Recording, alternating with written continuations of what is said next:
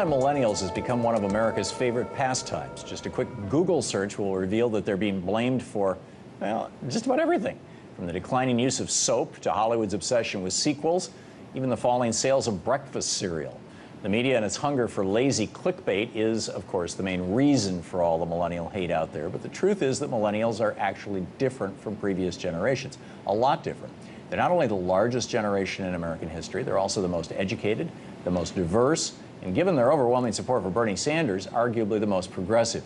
Millennials are also going to play a big role in this election, no matter who wins, which is why Hillary Clinton desperately is campaigning for their vote. Today, for example, she proposed a plan that would forgive the student loans of young people who participate in the AmeriCorps service programs. Too many talented, committed young people pass up on serving with AmeriCorps because with their student loans, they can't afford it. So let's lighten that burden. If you do national service, we will begin a program to forgive your loans because you are giving back to your country. Only time will tell whether plans like this will be enough to win over skeptical millennials. But regardless of what happens this election, millennials will continue to play a big role in our politics for years to come. They also could be the generation to take money out of politics once and for all. Joining me now to explain why that is Scott Greytak, Counsel with Free Speech for People, whose new piece for The Hill is titled "We the Millennials, in order to form a more perfect democracy." Scott, welcome. Good to be here. Great to have you with us. So you're a millennial. Describe your generation's political outlook and what makes it different from previous generations. And also, is that an unreasonable question? You know. So, I mean, millennials can be defined mostly by negative economic outcomes. We kind of came of age after the Great Recession. We were formed together by that. We graduated into economies that were uniquely difficult for us to get our footing in. We came out with an average student loan debt of $37,000 per graduate who took out loans. And so when you find yourself out in the real world and you see how much of an influence money has in our political system, and especially how it locks out the voices of young people like us, because, you know, with economic hardship and debt like that, it's tough to play a role in your political system. We found this to be one of our top political priorities, and the proof is in the pudding. Look at Bernie Sanders' campaign. Study after study shows that this is one of our top issues that we get organized and care about. Yeah. You know, before Reagan became governor of California, college was free in that state, and it was free in a lot of other places in the country, and most people could go to college without any student debt. You know, I'm a lot older than you, and I didn't know anybody with student loans when I was going to school back in the 60s and 70s. Is that the pivot point, do you think, this enormous student debt? I mean, this thing that really just literally did not even exist in a consequential way in the United States for a couple hundred years until recently. I mean, I think that's certainly what's putting the economic squeeze on a lot of folks. So they're looking at what role money plays, right? But more broadly, it's, you know, I graduated in law school from law school the year Citizens United was decided. You couldn't read headlines even before then that talked about some of the stuff we see now. Foreign nationals pumping $1 million into a super PAC. Supposedly independent organizations naming themselves after some of the presidential candidates. You see examples of multinational corporations spending millions and millions of dollars in local elections. Shady, you know, 501c4 organizations who are funneling dark money to support candidates. The story is that our democracy's just gotten a lot worse in the last couple decades as well. But aren't boomers and Gen Xers and Gen Yers and millennials all relatively equally freaked out about this? I mean, they should be relatively equally freaked out about it. But the question is that the idea is that we have to live with it the longest, right? We're threatened with having Citizens United loom over us the longest.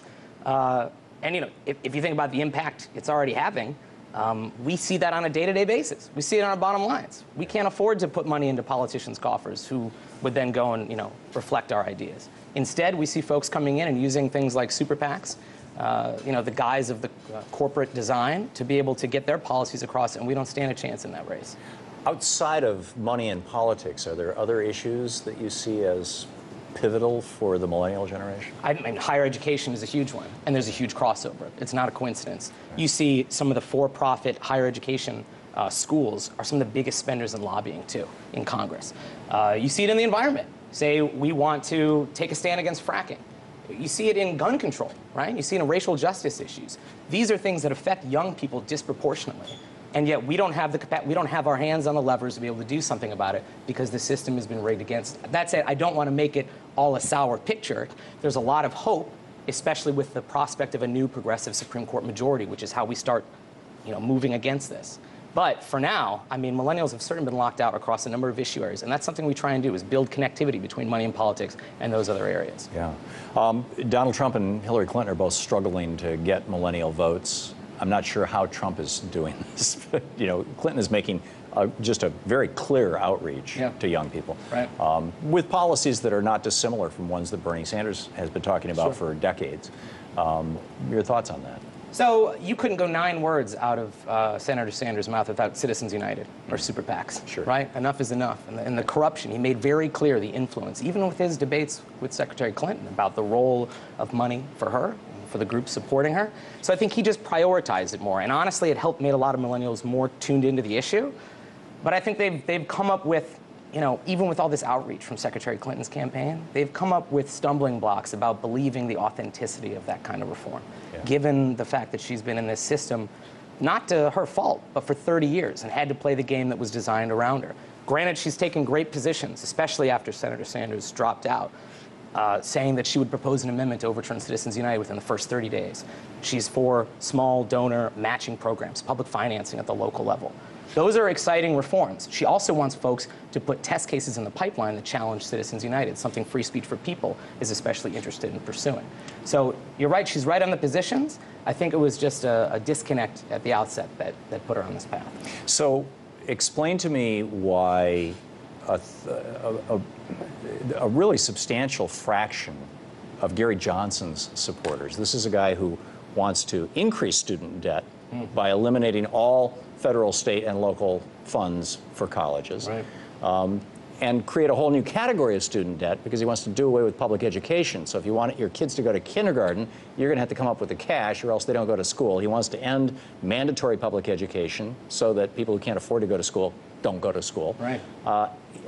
Among other things, he says there's no such thing as global warming. Right. That the sun is going to expand in 2 billion years and eat us all. So why worry? How is it?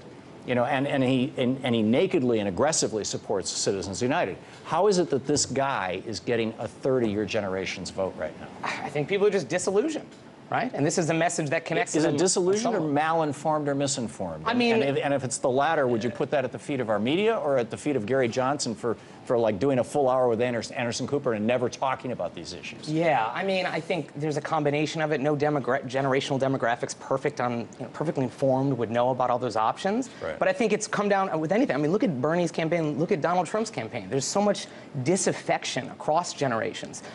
My generation's not impervious to that. If anything, we're more susceptible to it because we want change now. We've grown up in the shadow of all these problems. And we want someone who will come in and change things up. Right. So, am I surprised that candidates like Jill Stein, Gary Johnson are getting a number of my supporters? Not really.